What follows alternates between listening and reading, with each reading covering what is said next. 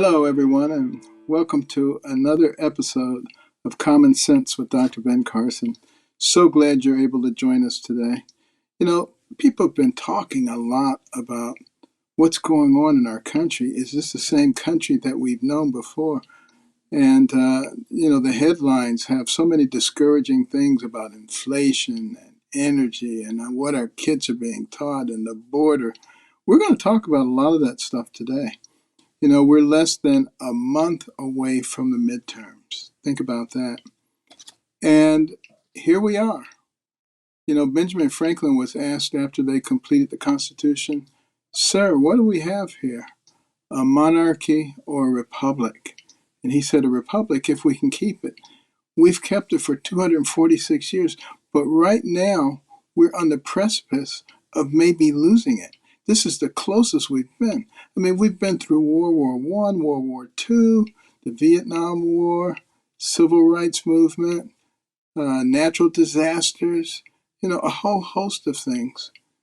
But I don't think anything has been as serious a threat as the possibility of changing who we are as a nation, going from a nation that is of, by, and for the people to a nation that is of, by, and for the government. That is a big change. It is exactly what our founders fought so hard to get away from. And yet we inexorably seem to be moving in that direction. And people are discouraged. And I have to admit that, after the 2020 election, I was thinking, I've worked hard all my life. It's time to retire, relax, and enjoy life. But what if the people who came before us had had that attitude?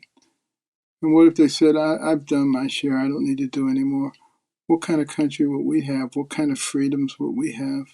What kind of lifestyle would we have? So I think we all need to think about what can we do to deal with some of the things that are ahead, some of the things that have caused so many people to be fearful and so many people to be downright angry. They're just angry about what's happening.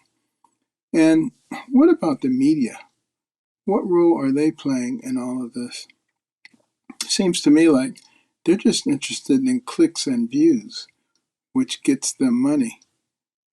They're not thinking about why they're the only business that is protected by the Constitution. Because they were supposed to disseminate unbiased information to the people. They were supposed to ask the hard questions, not just to one side, but to all sides. They were to be the light that shined into darkness to expose the corruption when it was occurring. But when they only do that for one side, they allow it to multiply enormously in the other side. And it causes people to lose faith in our government and in our system. And every time I see a young journalist, I talk to them about that and I say, would you consider maybe stepping out of the mainstream and being a courageous journalist and telling the truth and investigating all things that need to be investigated regardless of who is being investigated? Because if you're willing to do that, you might be the beginning of a vanguard of journalists who can help us to rectify what's going on in our country. Something to think about. Well, I'm going to give you my honest opinion about these topics today. And I'd love to hear from you. I'd like to hear what you're thinking about. But let's start out by talking about inflation. We've heard that it was supposed to be temporary. It was just going to last for a short period of time. It wasn't all that serious. Tell that to the mother who's trying to feed her family. Tell it to the father who has to go to work and drive his pickup truck every day and pay enormous amounts for that fuel, amounts that he was planning to save for a nest egg. Tell it to those elderly individuals on fixed incomes who have jealously guarded their 401ks all these years, and now they're just watching them become 201ks. I mean, this is pretty serious, this inflation business that's going on. And what's behind it? Well, you may remember when the current administration took office, one of the first things they did was cancel the Keystone Pipeline and institute a host of regulations to suppress the use of our natural resources, our natural energy. And it had an immediate effect. The energy prices started going up drastically long before Putin invaded Ukraine, by the way. You can easily look that up. That's not a hidden fact. But everything that is transported by vehicles that require energy is going up in price. So the price of food has gone up very substantially. The Consumer Price Index of September, reported last week by the Bureau of Labor Statistics, up 8.2% year over year. Food index is soaring month over month as well. And, the gas prices, they were coming down, they were going up, coming down, going up, but the trend is upward, even though you have little dips. And there's no reason for it to come down because, the resources are becoming more scarce. And we don't seem to have anybody who really wants to help us with that, quite frankly. And there's just this religious intensity on behalf of some who just treat the environment as their God. They worship the creation and not the Creator, as it says in the book of Romans in chapter 1. And, it's climate change. Climate change. Remember some years ago we were supposed to be having a new ice age. Everything was going to freeze. And then they said, no, everything's going to burn up. Well, none of those things seem to be happening. So then they just said, well, the climate's going to change. Well, you know what? That's a pretty safe bet. Of course you're going to have little changes in the climate. When it stops changing, we're dead. So I'm grateful that there's an ability of the environment to change. Doesn't mean that we shouldn't take care of our environment. God gave us a beautiful planet, charged us with taking care of it. We should do that. But guess what? What else He gave us? A brain. So we can actually think. We can prioritize. We don't have to panic and say, we're all going to be dead in 10 years. We're all going to be dead in 12 years if we don't drastically change everything with no real evidence, just hysteria. And I think we can do better than that. We have to do better than that.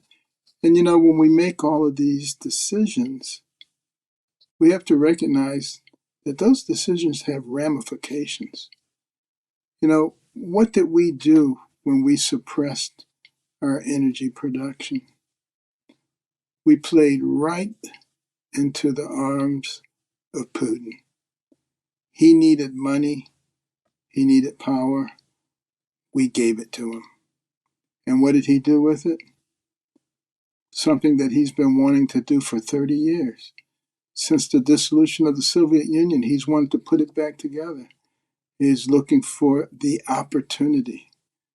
And we provided that opportunity for him. So, of course, he seized upon the opportunity, recognizing that our military leadership was not super.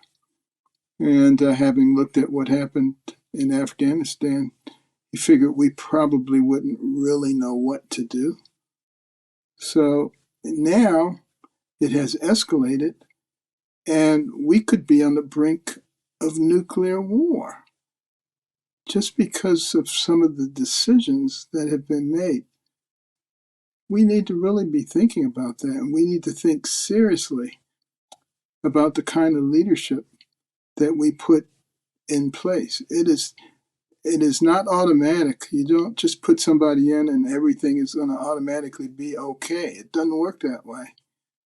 The people that they choose to put around them makes a big difference in the direction that the country goes in. And, we have to face the fact now that Putin is not likely to put his tail between his legs and run away. I think he would rather destroy the world than to do that. And there could be some awfully big consequences for all of us. So we really need to be thinking about that. So, yes, green energy is desirable. No question about that. But we don't have the ability to immediately fill the gap that is created by not utilizing the natural resources that we were blessed with. So let's begin to think about how we act in an intelligent fashion, use our brains, work together.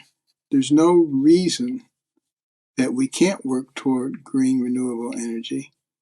But let's not throw away what we have, what we've learned how to extract and to use with minimal damage to the environment. The last administration, the cleanest air and the cleanest water since we've been making those measurements. And we know how to extract the petroleum products much better than many of the people that we're now going to with our hat in our hand asking them to do it. So that's not really helping the environment if they're pumping more oil and doing it in a dirtier way. There's so many things to be considered here.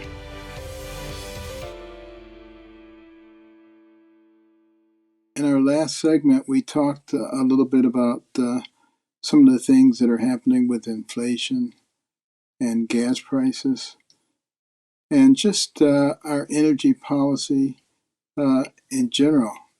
President Biden says it's not hurting anything. But is that true? What about all those regulations that have been put in place that keep us from maximally developing our natural energy products? It's causing all kinds of production issues, permitting issues, and regulations are sort of the enemy to a booming economy, to innovation, to entrepreneurship. Doesn't mean that we shouldn't have some regulations. But what we've been doing for years and years is just adding regulations. Instead of replacing rules and regulations, we just add more. And that's why President Trump instructed all of the agency leaders to get rid of 2 regulations for every new regulation they instituted. For a while there, we were getting rid of 22 for every 2. And just at HUD alone, we got rid of more than 2,000 regulations and sub-regulations, so it made it much easier to get things done. And we need to be thinking about how we reduce the bureaucracy and are able to work effectively and efficiently. It can be done. I'm reminded now when I look at what's going on at the energy to the early 70s when we were having similar crises. It was so bad. I remember there was rationing of gasoline. If your license plates ended in an even number, you could get gas on Monday, Wednesday, and Friday. If it was odd, Tuesday, Thursday, and Saturday. I mean, it was surreal. But I'm sure some of the older people here remember that. And we could get there again. The reality is our world, the modern world, the industrialized world, it needs energy. That's one of the fundamental foundations of the improvement in civilization, just like the human body needs food. And, we can't feed it with hopes and desires. We have to feed the body with actual food. And that's the same thing for the world that we live in now. doesn't mean that that won't change. We evolve. We do better. We learn how to do things better. We're much better at transporting things today than we were 50 years ago. There are medical procedures that have improved vastly over that period of time. And there's no reason to expect that we won't improve in the way that we utilize energy. But we can't run that whole society on hopes and dreams. We have to have real things, real food, real energy. And I hope that that will get through to some of the people on the left. They're having it much worse in Europe than we're having it here. They're getting ready for the winter, and they're very worried about it. The people in the Czech Republic are out in the streets protesting the high price of energy right now. France is warning of energy rationing and rolling blackouts this winter. Does that sound familiar to the people in California? I wonder if maybe there's some similarities in the way California and France are run. Interesting thing to think about. In Poland, listen to this, people are burning garbage to stay warm. And, think about that. The emissions, the hazardous emissions, the toxic emissions that come from that can be worse than the carbon emissions. But that's how desperate people are getting. You think about the forest in Finland and Estonia, vast forests where carbon dioxide can be converted to oxygen. But what's happening instead? People are chopping down those trees. The logging industry is magnifying because people need the wood for heat. That's what's happening. It's really a very serious problem, something that we've got to think about. And the president says he's doing everything he can to get the price of energy down. Really? I mean, has he reopened the Keystone Pipeline? Has he gotten rid of the regulatory burden so that we can extract the energy, so that we can use it ourselves, bring those prices down?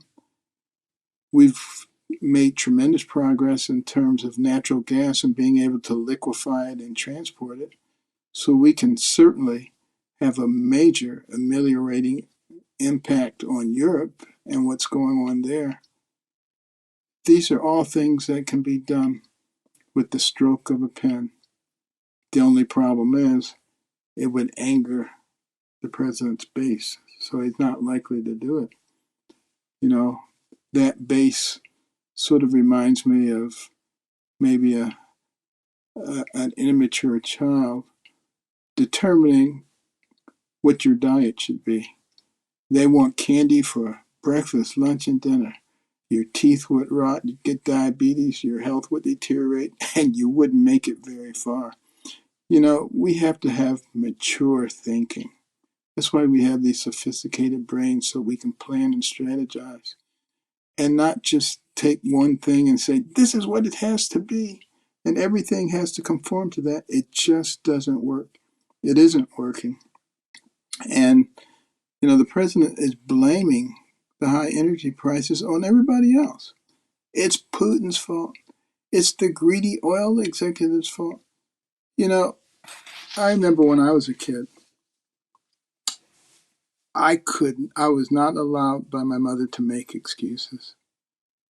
She always came up with a poem. I'm going to read that poem to you. It's called Yourself to Blame. If things go bad for you and make you a bit ashamed, often you will find out that you have yourself to blame. Swiftly we ran to mischief, and then the bad luck came. Why do we fault others? We have ourselves to blame. Whatever happens to us, here are the words we say. Had it not been for so-and-so, things wouldn't have gone that way. And if you're short of friends, I'll tell you what to do. Make an examination you'll find the faults in you. You're the captain of your ship, so agree with the same. If you travel downward, you have yourself to blame. You have to recognize that there's a problem and that you're part of that problem before you gain the resolve to actually solve that problem.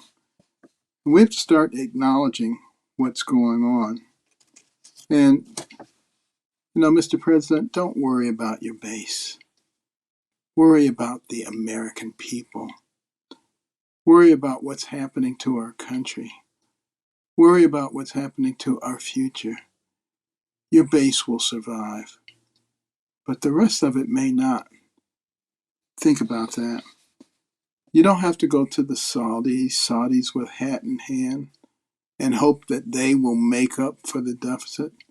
It's not going to happen because remember, they are bitter enemies with Iran, who you're cozying up to.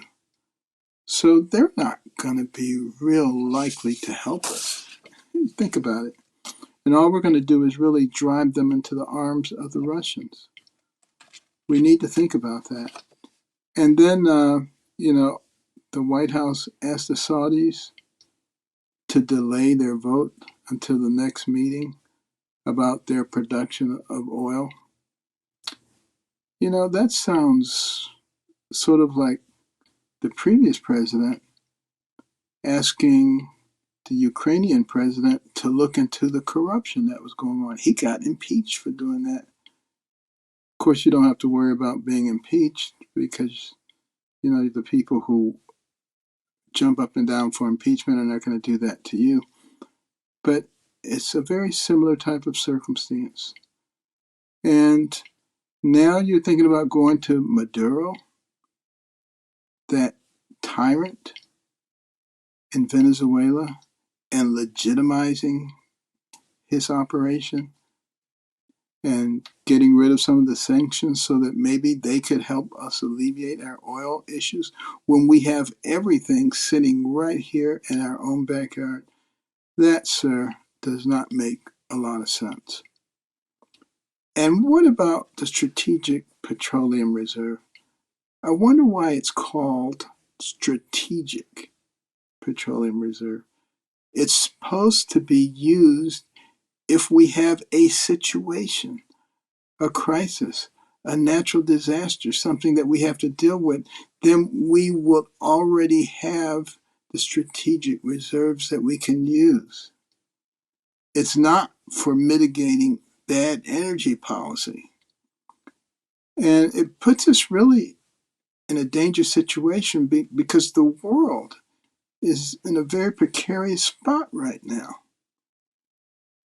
Both China and Russia, you got North Korea, you got Iran. The Iranians see us as the great Satan. They would love to destroy us. And they're probably sending some of their agents through our open southern border right now, targeting our electric grid and some other things. It's like we've totally forgotten about what happened, at the World Trade Center. Just forget about it. That can't happen again. We're invulnerable. Nothing can happen to us. Are you kidding me? And then on top of that, we're going to deplete our strategic oil reserves. They're down at the lowest level since 1985. Give me a break. Again, isn't that the reason that we have a brain? So I understand that there are constituents who talk about nothing but climate, and they want to control everything based on climate. But we've got to be able to prioritize. It's sort of like a farmer or a potential farmer who's been given some land. And he thinks, for me to be a successful farmer, I have to have a barn. So I'm going to build a barn. He doesn't have a house to live in. He doesn't have any crops to farm. But he says, I got to have a barn. And he goes around collecting wood and nails. And he's trying to build a barn. He's sleeping under a tree. He doesn't have an income. And then people come to him and they say, look, you need to build a house and you need to have some crops so that you have a regular income. And then you can build a barn or anything else. No, no, no. The barn has to come first. Isn't that how the climate activists act?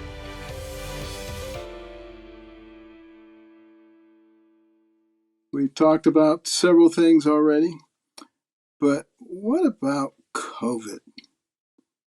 Is it gone? The president said the pandemic was gone a few weeks ago. Of course, his people immediately came out and said, don't mind that man behind the curtain. They don't want to get rid of this mechanism of control. And when they're finally ready to declare it gone, then it'll be climate or something else. But they don't want to give up that control. But isn't that what America is? A place where you don't have to have other people controlling your life? Isn't that the reason that people came here? So that there wouldn't be mandates about everything, so that you could lead the life that you wanted to lead? Well, anyway, I digress. Back to COVID. Why has it resulted in the loss of confidence in the CDC and the NIH and our government medical facilities? Well, for one thing, until recently, they refused to even talk about natural immunity. We've known about natural immunity for hundreds of years. Natural immunity, what's that? Oh, unbelievable. And interestingly enough, it seems like the people with natural immunity are not having nearly the problems with recurrent bouts of COVID as the people who have immunity induced by mRNA. And then that's not to say that people shouldn't get the vaccine. What it is to say is, though, we have a tremendous number of excellent physicians. We have great medical facilities, and everybody is different, and everybody's risk profile is different. And if we were smart, we provide information and we let people decide with their medical professionals how they should handle this. You know, we also have some rules that need to be changed. The FDA has a rule that says they can't issue an EUA, an emergency use authorization, for like a new vaccine if there are other effective alternative treatments. Well, interestingly enough, maybe there were other effective treatments. Hydroxychloroquine, for instance. You know, in Western Africa, where they used that as an anti-malarial, their incidence of COVID was markedly different, very low compared to ours. In southern India, where they use ivermectin, same thing. Seems to me, if we were really serious, we would have investigated those areas and determined that maybe there were some useful alternatives, and maybe hundreds of thousands of people who died didn't actually need to die. You know, we need better policies. If we have a pandemic going on, serious health crisis, to confine ourselves to one pathway, to one channel, doesn't make any sense, particularly in a nation that has a history of innovation and entrepreneurship. I hope we learn from that situation. As long as we learn from it, maybe it won't be so bad. But, you know, this whole thing of mandates, we need to be thinking very seriously about the direction of our country. Do we really want to move in a direction where we have bureaucrats telling us what we have to do? Where we have bureaucrats who determine that we don't really need to put these criminals away, even the ones who are repeated threats to our society. and had clearly not been rehabilitated. Is that really fair? Isn't the government's job to protect the citizenry? We need to be thinking about those kinds of things. And, these mandates that are in our private institutions and our colleges and universities and our public facilities and our military, when it comes to COVID, are they really necessary?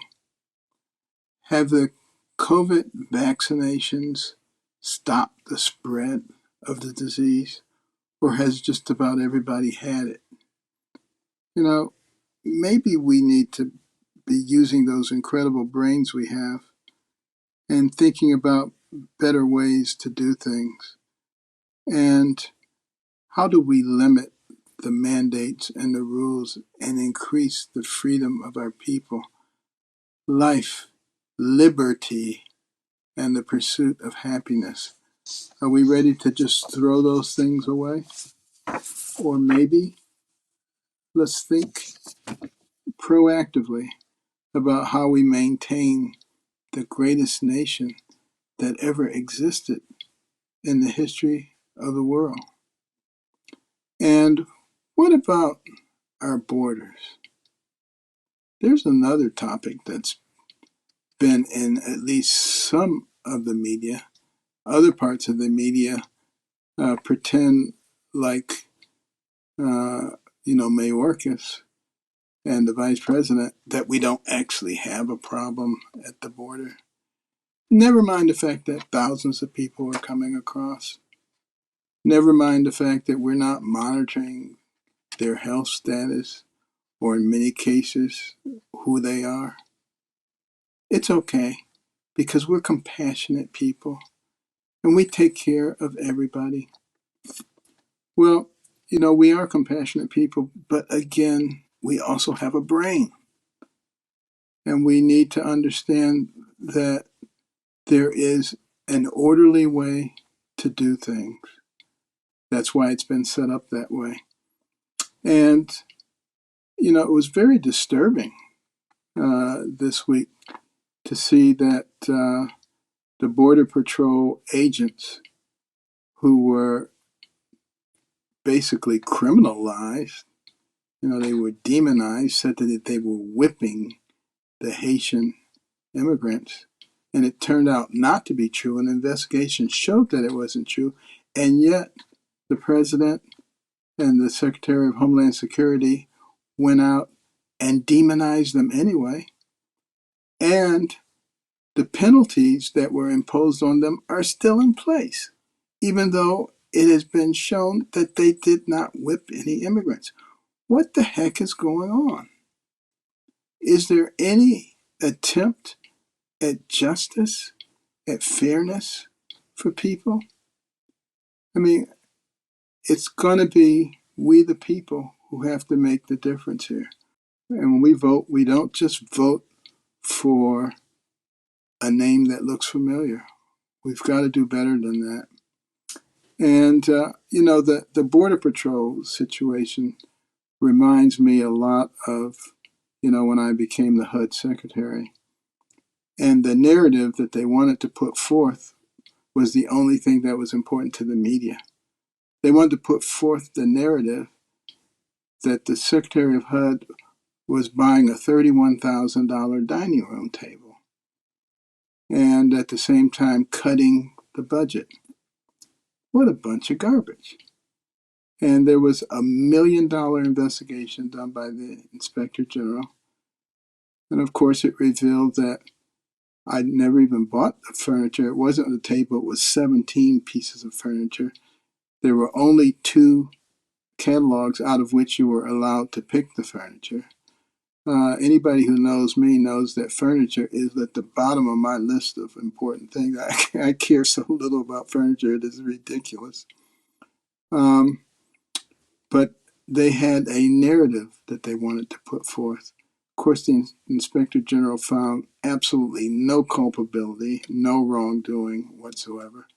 It was just a bunch of garbage. But the narrative still stuck. I still see people on the left who say, Carson bought that furniture because there was no attempt, obviously, to clarify on behalf of the media, some of whom were calling for my resignation.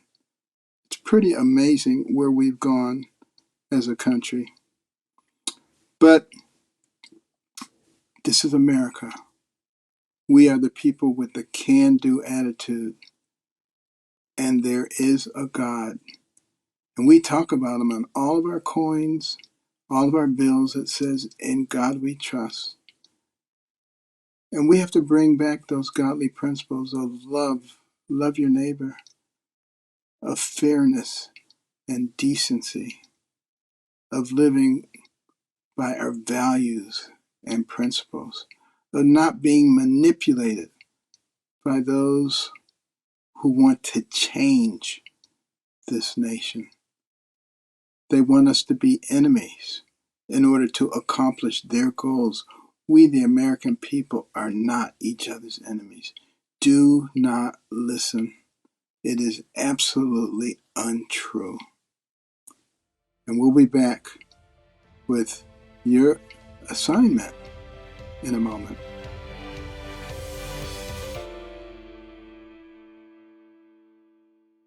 I hope you've enjoyed this program. We're going to take a little time for one of your questions now. This is a question from Elizabeth Bodie. Dear Dr. Carson, thank you for all you're doing for our country. I have learned a lot listening to the podcast.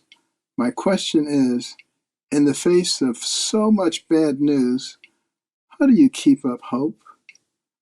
I feel it is important to stay informed, but hearing so much wrong and stupid stuff going on, I often struggle with anger. I know our hope needs to rest in God, not in men or our country, but so much is being recklessly squandered that it's painful to watch. I would appreciate any advice you can give. Well, sadly, Elizabeth, your observations are true, and they are squandering our resources. But there is a God. And you remember the story of Sodom and Gomorrah, and Abraham was negotiating with God.